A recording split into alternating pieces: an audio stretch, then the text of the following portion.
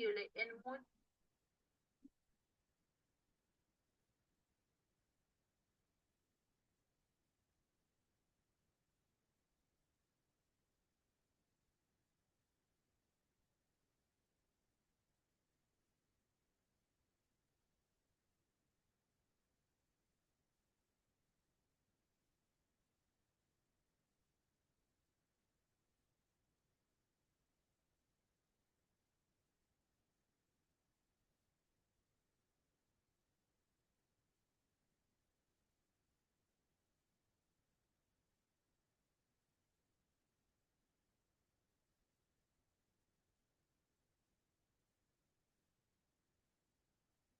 Buenas tardes, bienvenidos a la semana 8 de la materia de Introducción al Derecho.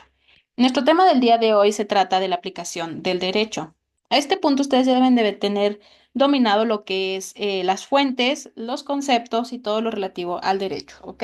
Entonces, la aplicación del derecho viene a ser para explicarles a ustedes qué es lo que se usa.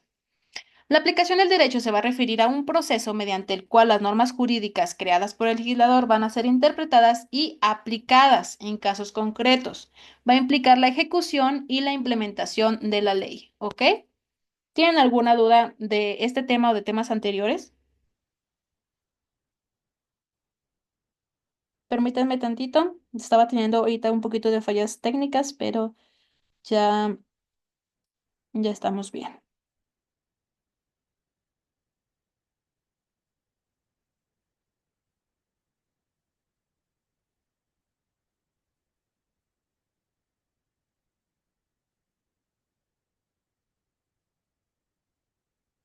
Bueno, ¿qué importancia va a tener entonces la aplicación del derecho? La aplicación del derecho pues va a ser fundamental para mantener un orden y la justicia en la sociedad. Sin su correcta aplicación de las normas y de las leyes, pues quedarían en un mero plano teórico sin un efecto práctico. Creación contra aplicación. Bueno, es crucial distinguir entre la creación del derecho, que corresponde al Poder Legislativo, y la aplicación del derecho, que es competencia del Poder Judicial y Administrativo. Mientras que la creación se va a centrar en el establecimiento de normas generales, la aplicación se va a enfocar en su implementación en situaciones específicas.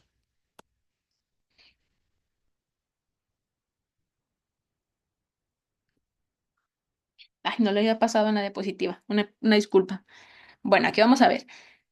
Va a ser crucial distinguir entonces, dijimos, entre creación del derecho y la aplicación del derecho. La creación del derecho va a corresponder al Poder Legislativo. ¿Por qué el Poder Legislativo? Porque el Poder Legislativo es el que se encarga de elaborar las leyes, elaborar y hacer modificaciones. La creación se va a centrar en un establecimiento de unas normas generales, mientras que la aplicación viene a ser competencia del Poder Judicial. Recuerden nuestra separación de poderes, ejecutivo, legislativo y judicial. Entonces, mientras que el legislativo crea, el Poder Judicial aplica. Se va a enfocar en una implementación en situaciones específicas. ¿Cómo que situaciones específicas? Pues sí, ya nos vamos ahora sí a asunto de cada persona que tenga que ver con esas leyes creadas por el legislativo, con sus procesos, con sus leyes procesales con las que va a poder exigir la aplicación de esa ley al Poder Judicial. ¿Ok? ¿Cuál es el proceso de aplicación del derecho? La aplicación del derecho va a seguir varias frases claves. Primero, la identificación del hecho jurídico.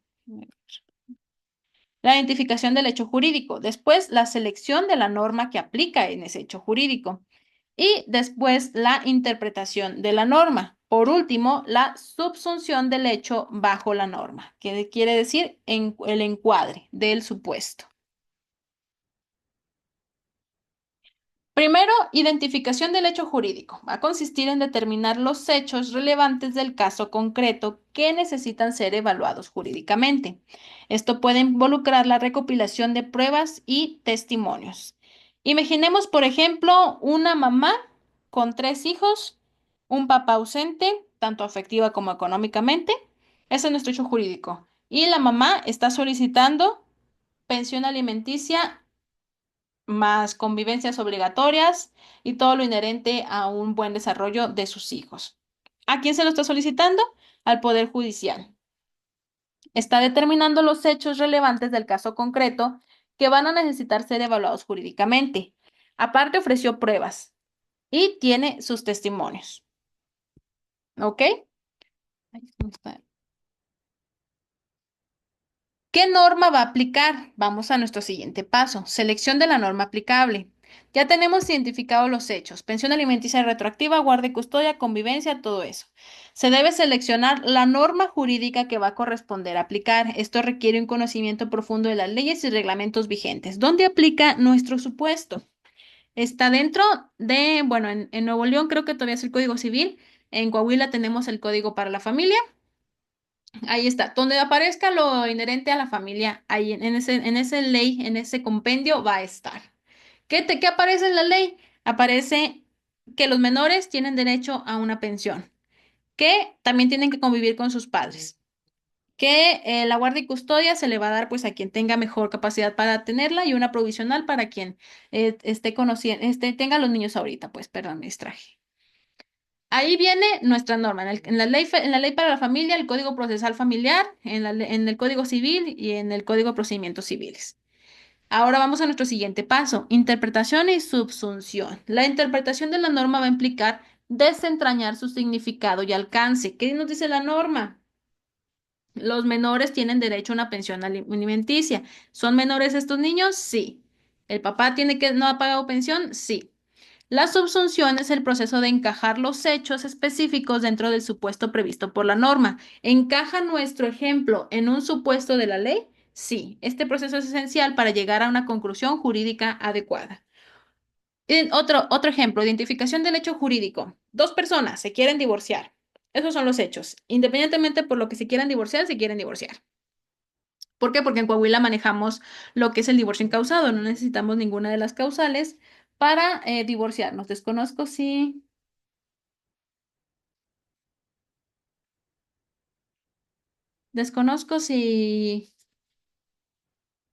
en Nuevo León ya hay el divorcio incausado, pero aquí donde yo litigo, que es Coahuila, ya tenemos el divorcio incausado desde aproximadamente 2014, más o menos. Entonces, se quieren divorciar. Ese es nuestro hecho. Selección de la norma aplicable. ¿Dónde aparece nuestra norma del divorcio? Otra vez, Código Civil o Código de la Familia.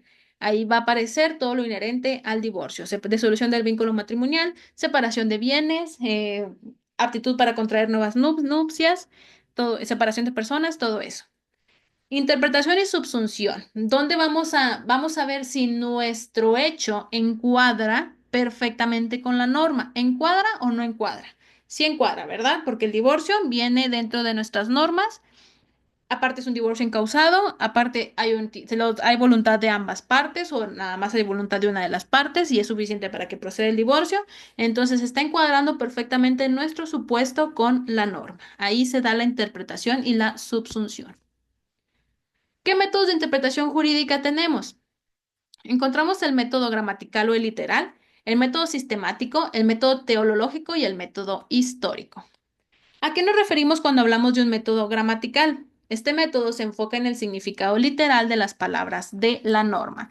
Tal cual, significado literal. Si aquí dice pájaros, significa pájaros. Se considera el texto tal como está escrito, prestando atención a la gramática y sintaxis. Si viene una coma, si viene dos puntos, si viene todo lo referido a tiempos del verbo y sintaxis, todo eso es tomado en cuenta de manera literal.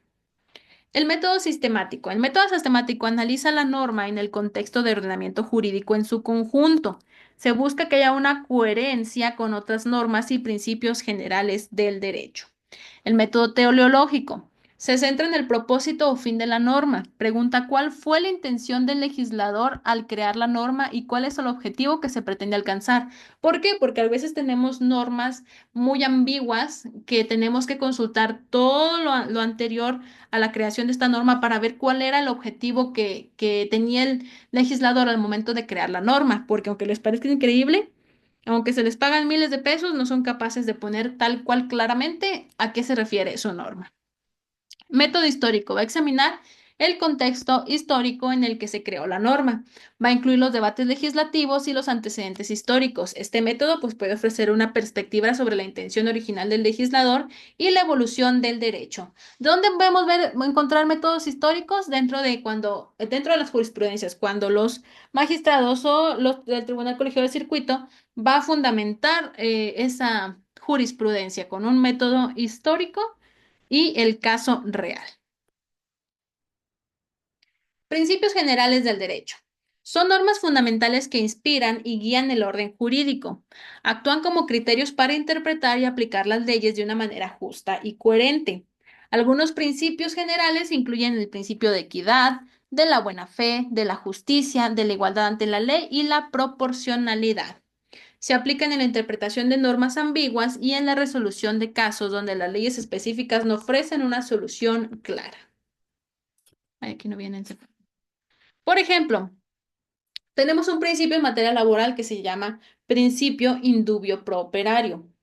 ¿Qué significa este principio? ¿Cómo se va a aplicar? Se va a aplicar que al momento de que haya una duda, haya una ley muy ambigua o una ley ambigua que no sabemos si afecta o beneficia al trabajador, vamos a tomar ese principio de indubio pro operario y vamos a hacer que esa norma beneficie en todo lo posible al trabajador. Se entiende que el trabajador, al ser este el derecho laboral, un derecho de clases, el trabajador está en un estado de indefensión. Por lo tanto, este principio de indubio pro operario es el que prevalece. En materia penal tenemos el principio de indubio pro reo. ¿Qué quiere decir? Hay leyes ambiguas, no hay una correcta interpretación. Se va a tomar la interpretación que mayor favorezca al reo. Jurisprudencia y doctrina. La jurisprudencia se refiere al conjunto de decisiones y sentencias emitidas por los tribunales que interpretan y aplican las leyes en casos específicos. Estas decisiones crean precedentes que guían futuras aplicaciones del derecho. ¿Cómo se crea la jurisprudencia? Son 5 sentencias ininterrumpidas en el mismo sentido para crear una jurisprudencia. ¿5 sentencias de qué? De 5 asuntos diferentes que lleguen al conocimiento de la Suprema Corte o al Tribunal Colegiado de Circuito. Por ejemplo, lo que se dio con la aportación de marihuana para fines lúdicos. Llegan 5 sentencias, mismo supuesto, personas que querían portar marihuana por su derecho al desarrollo libre de la personalidad, etcétera. Se emiten 5 sentencias en el mismo sentido. ¿Y qué pasa? Se hace una jurisprudencia que libera la aportación de no recuerdo cuántos miligramos o gramos de marihuana para el uso lúdico, siempre favoreciendo el desarrollo libre de la personalidad, al libre desarrollo de la personalidad. Doctrina jurídica. La doctrina viene a ser el conjunto de opiniones y estudios de juristas y académicos sobre el derecho. Aunque no viene a ser vinculante, pues la doctrina puede influir significativamente en la interpretación y en la aplicación de las normas, proporcionando argumentos y perspectivas teóricas que enriquecen el debate jurídico. ¿Qué podemos encontrar dentro de la doctrina jurídica? Todos los libros, todos los compendios de derecho, las jurisprudencias pasadas, leyes ya derogadas, todo eso viene a formar parte de nuestra doctrina jurídica. No es vinculante, pero nos sirve de apoyo. Aplicación del derecho en el ámbito administrativo. La administración pública viene a ser la responsable de la aplicación de muchas leyes a través de sus actuaciones y de las decisiones. La correcta aplicación del derecho administrativo, pues, es esencial para la gestión pública eficiente y la protección de los derechos de los ciudadanos.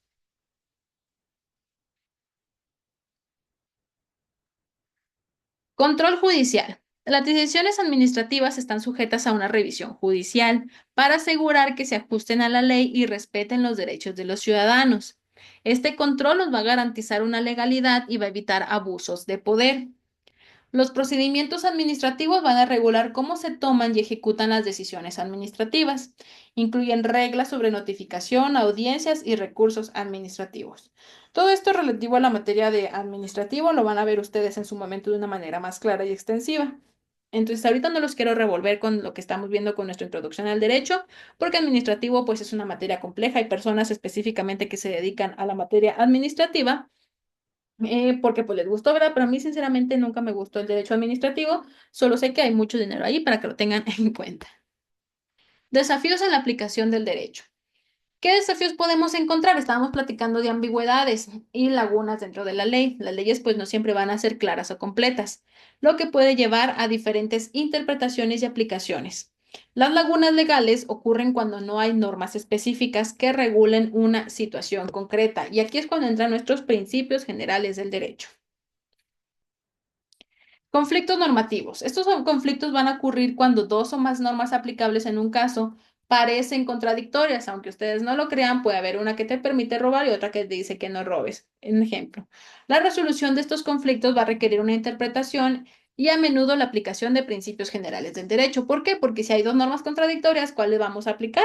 La que beneficie más a la persona que se encuentra vulnerable dentro de este proceso. En este caso, indubio pro operario, indubio pro reo, etcétera. ¿Alguna duda hasta aquí? ¿O de diapositivas anteriores? Si tuvieron chance de copiar.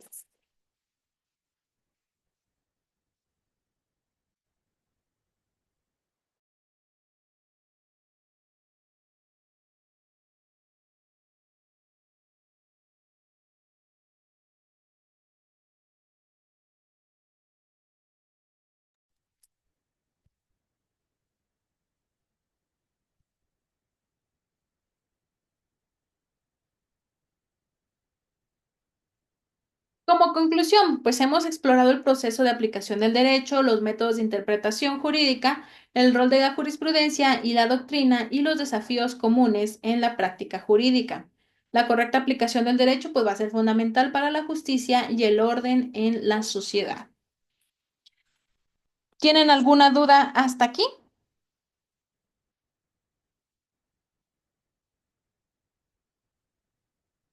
Si no es así, nos vemos la próxima clase. Que tengan muy bonita tarde.